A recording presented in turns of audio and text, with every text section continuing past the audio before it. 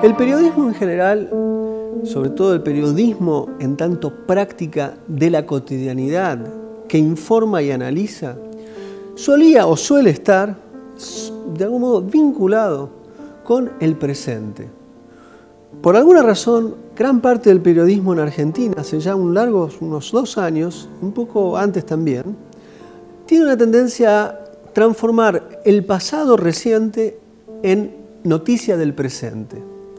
Naturalmente, esto tiene mucho que ver con todas las zonas de discusión vinculadas a la corrupción, una corrupción que se le adjudica a un gobierno, pero que en realidad acompaña la historia argentina del siglo XX y también del siglo XXI y del siglo XIX incluso también.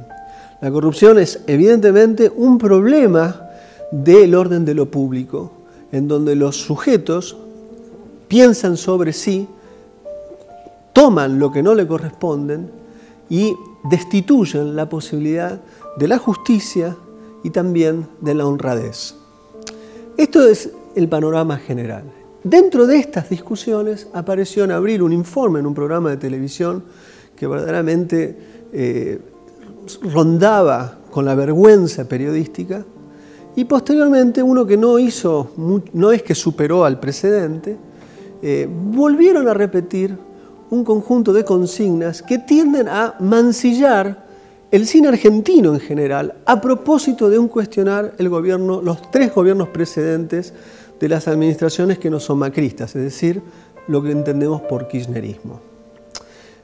En principio, le invito a la audiencia a pensar más allá de esta dicotomía, porque esta dicotomía lo único que lleva o pone en juego son las pasiones del resentimiento y no la clarividencia que la razón puede tener. Cuando uno dice clarividencia de la razón, debe entender que cuando se plantea llamar a las razones, llamar a la razón, no se trata de decir yo tengo razón, usted no tiene razón. Se trata de descentrarse de las presuntas razones que uno tiene y discutir en una zona de incertidumbre sobre fenómenos, eventos y casos. Esto en principio como un telón de fondo.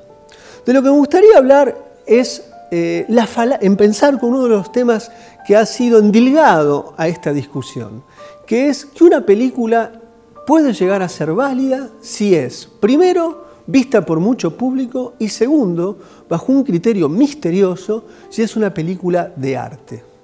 Estos 2 criterios son peligrosos, puesto que nunca sabemos fehacientemente la vida de una película. La vida de una película no está asignada solamente en su estreno.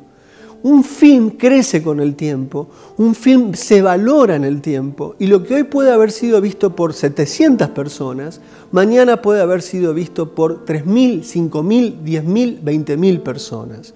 Es decir, que este criterio casi de eficiencia capitalista de corto plazo es un criterio peligroso para pensar la eficacia de una película respecto del encuentro con el público. Desde ya que una película existe como tal si la película encuentra a su público. Veamos el caso concreto, una película cordobesa, absolutamente independiente, que no encontró ni siquiera en una sala como el Hugo del Carril su posibilidad de estreno. Me refiero a la película de Manuel. Gran película cordobesa, y este film no fue visto. Y este film, quizás lo puedan ver, lo vieron en el Cineclub La Quimera, ¿cuántos? 30 personas. En el Bafisi, ¿cuántas? 300 personas. Ahora va a ir al Festival de Valdivia, por ejemplo. Más tarde va a ir a Transcinema al Festival de Perú. Afuera probablemente alcance 1.000 personas, acá 300. Luego será reconocida. Los historiadores del futuro dirán, esta película fue importantísima para entender algo fundamental, que ese personaje principal de la película de Manuel era un obrero, era un tipo que hace changas, pero que tenía una vida riquísima cultural y que se las ingeniaba para ser un agente de cultura en una ciudad de Córdoba que hace años y décadas no es precisamente una ciudad que cuide todos los ámbitos de expresión cultural. Sí sucede que aquí hay una gran resistencia para que la cultura exista. Y esa película entonces, ¿es valiosa o no es valiosa? La falacia del número es simplemente la expresión de una forma ideológica. Siempre que se plantean números, es porque no se están planteando razones. Los números equivalen a una falacia de creer que por el hecho de objetivar por un número, uno está frente a una revelación empírica. No es así, es mucho más complejo. La situación es brava, muy brava. Y ayer tuvimos en una reunión discurso de un señor de la política que quería cambiar el país.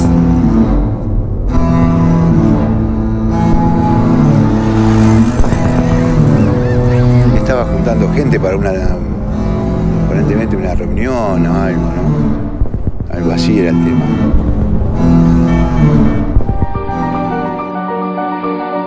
Lo que estábamos viendo es un fragmento del Movimiento, una película hecha en pleno kirchnerismo.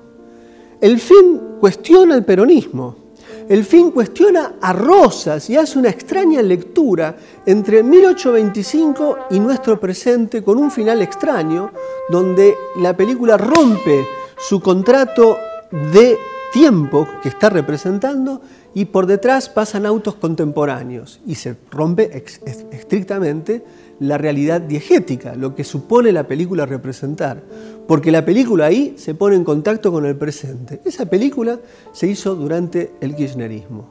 Hay otras películas que podemos nombrar, y son muchas.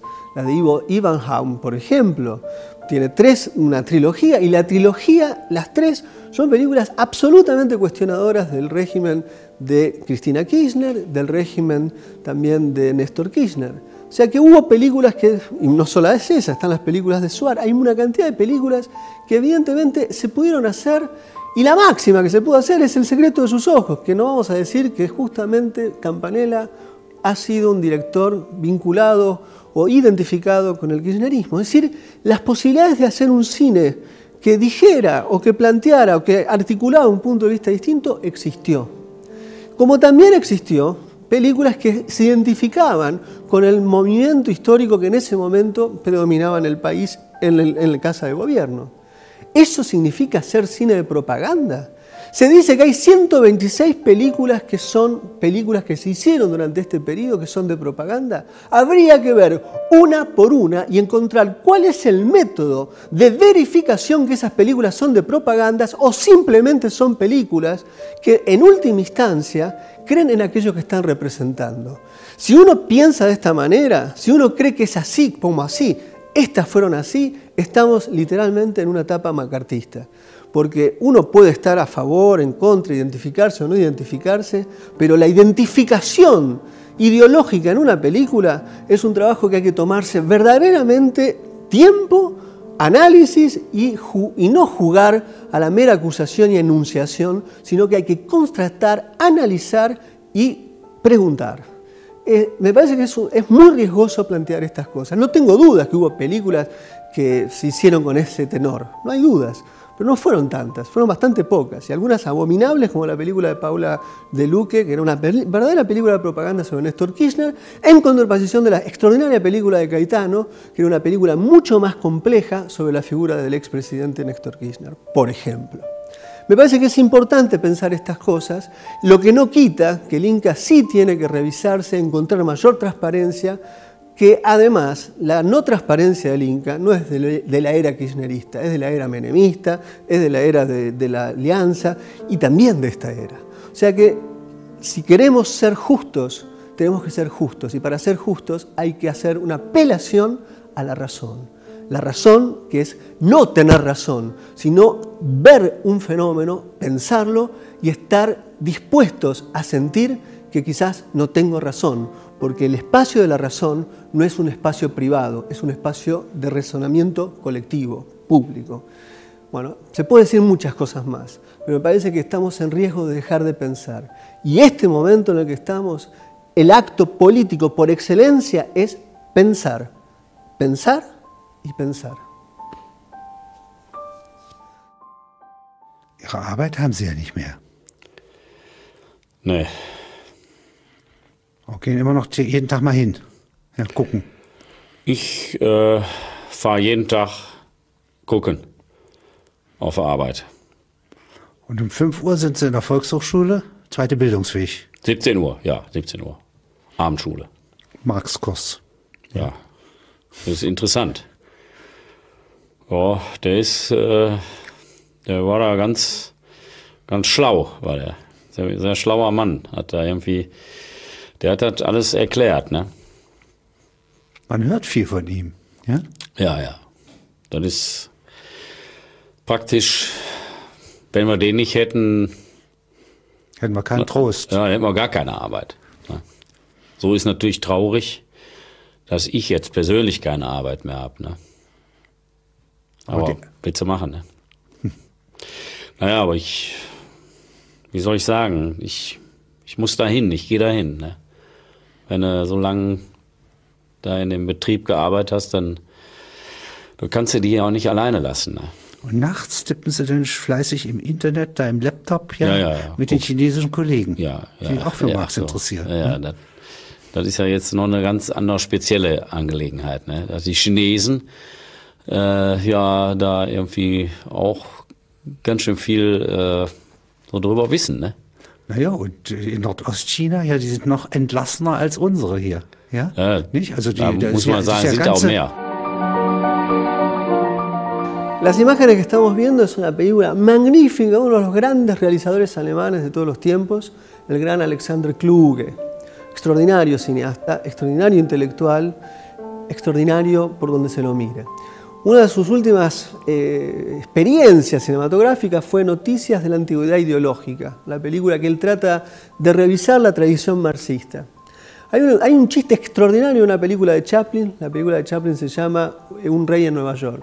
En un momento hay un niño muy inquieto intelectualmente que lee a Karl Marx. Entonces viene este rey que está en Nueva York y le dice, empieza una discusión, así que lees a Karl Marx. Y el niño muy desaforadamente dice, por leer a Karl Marx uno no es marxista. Entonces, estamos citando a Marx no porque hay que ser marxista o lo querramos convencer, estamos haciendo proselitismo, no. Hay en esa tradición, hay una tradición crítica de las prácticas sociales, más allá de la posición que uno se tome. Y es esto lo que Kluge llama consideración. Repensar esa tradición como una tradición que, más allá de la experiencia del comunismo, que no tiene nada que ver en ese sentido la tradición, es una tradición crítica de la injusticia de las prácticas sociales y laborales. De ahí proviene, esa es la lectura que importa, no lo que vino después, porque una cosa no lleva a la otra. El gran filósofo estadounidense Richard Rorty dijo, gran liberal, y llamo al espíritu verdaderamente liberal, dice, un liberal, la ética liberal es aquella que se sostiene en un apotegma absolutamente breve y conciso, no ser cruel. Si queremos ser liberales verdaderos también, llamo a la no crueldad, puesto que en este sentido es la forma que predomina constantemente en todas nuestras prácticas sociales.